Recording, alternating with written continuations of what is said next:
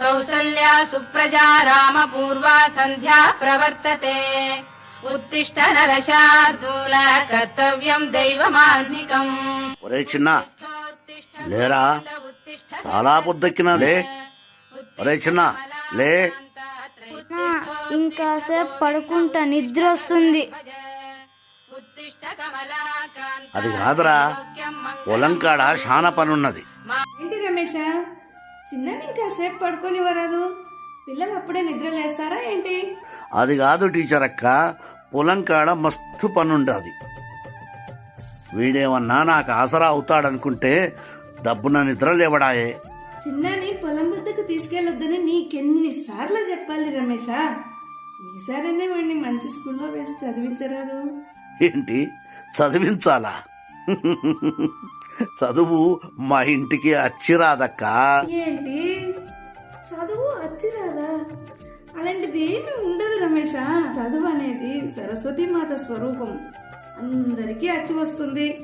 కాకపోతే నేర్చుకునే విధానాన్ని బట్టి ఉంటుంది. నా మాట విని చిన్నాన్ని మంచి స్కూల్లో వేసి చదివించు. మా తాతని వాళ్ళ నాయన బళ్ళో చేర్పిస్తే 2 రోజులకే పనిజరం వచ్చిందంట. అప్పటి నుంచి మా తాతని వాళ్ళ నాయన, మా నాయనను మా తాత, నన్ను మా నాయన, నేను నా చిన్నాను బడికే తోలియలే. అంతేకాదక్క, మా ఇంటికి అరిష్టమంట. అదంతా నీ అనుమానం రమేష. చిన్నానైతే ఒక్కసారి నాతో బడికి పంపించు, ఏం జరుగుతుందో నేను చూస్తా. అయినా టీచర్ అక్క, నాకు తెలియక అడుగుతా, ఏమనుకోకే. చదువుకోవాలంటే ఉత్తగానే అవుతుందా? మస్తు పైసలు ఉండాలి కదక్క. మీ అసంటోళ్ళతోనంటే మస్తు పైసలు ఉంటాయి. అందుకే మీ పిల్లలకు రంగురంగుల బట్టలేసి తీరొక్క బ్యాగులు కొనిచ్చి బస్సులు ఎక్కించి తోలిస్తారు. మా అసంటోళ్ళకు అవన్నీ అయ్యే పని అక్క. డబ్బులు అక్కర్లేదు మేడమ్మా, ఒక్క రూపాయి కూడా ఖర్చు కాదు సర్కారు బడిలో జరిపిస్తే. ఏంది టీచర్ అక్క నువ్వనేది?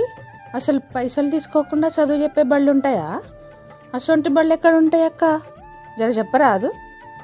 ఈ ఊళ్ళో ఉందా అక్క అసొంటి బడి? ప్రతి ఊర్లో ఉంటాయి ప్రభుత్వ బడులు.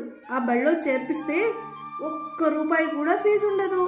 పైగా వారానికి 3 గుడ్లు, ప్రతిరోజు అన్నం, సాంబారు, రాగి జావ కూడా ఇస్తారు. ఇంకా 2 జతల కొత్త బట్టలు, పుస్తకాలు, నోట్సులు అన్నీ ఉచితంగానే ఇస్తారు. అంతేకాదు మధ్య మధ్యన ఆరోగ్య పరీక్షలు కూడా చేసి పిల్లలకు ఐరన్ టాబ్లెట్లు మొదలైనవి ఇస్తారు.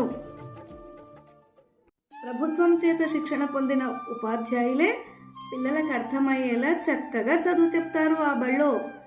ఈ మధ్య ఇంగ్లీష్ మీడియం కూడా ప్రారంభించారు. అంతేకాదు ఆటలు, పాటలు ఇంకెన్నెన్నో ఉంటాయి. అవునా టీచర్ అక్క, ఇన్ని రోజులు అసంటి బళ్ళు ఉంటాయనే నాకు తెలియదు. మరి చిన్నోడిని ఆ బళ్ళ చేర్పిస్తావా అక్క? ఓ తప్పకుండా. చిన్నానే కాదు, చిన్న లాంటి పిల్లలందరినో సర్కారు బడిలో చేర్పిద్దాం.